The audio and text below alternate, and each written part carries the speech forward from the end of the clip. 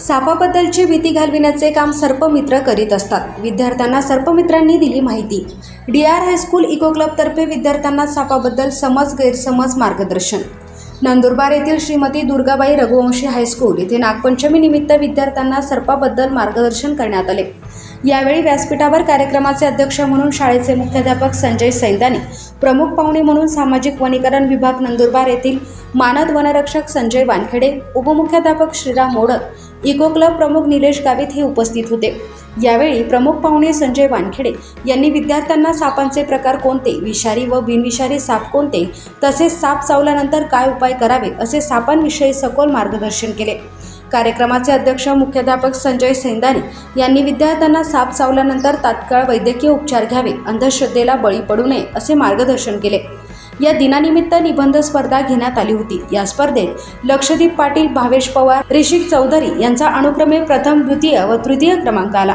कार्यक्रमाचे सूत्रसंचालन निलेश गावित, प्रास्ताविक प्रशांत जानी व आभार नितेश ठाकरे यांनी मानले। सदर कार्यक्रमाला शाळेतील इको क्लबचे विद्यार्थी उपस्थित होते।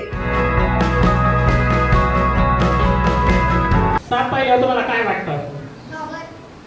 भीती वाटते, बरोबर। आणखी चावंगी, ओके। आणखी ओके, ते तो आपल्या नंतरच्या विषय राहतो बेटा। पण स्टार्टिंगला सापाबद्दल तुम्हाला जास्त काही माहीत नसल्यामुळे तुमच्या मनात साहजिक गोष्ट आहे की ही भीती निर्माण होते।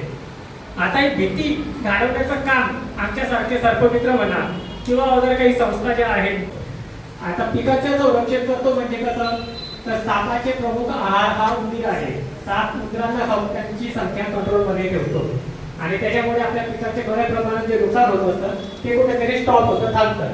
त्याच्यामुळे आपण सापांना आपल्या शेतकऱ्यांच्या मित्र देखील म्हणतो।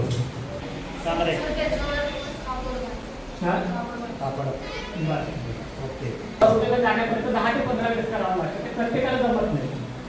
मग बऱ्याच वेळेस काय होतं की पूर्णपणे मोफत उपचार मिळतात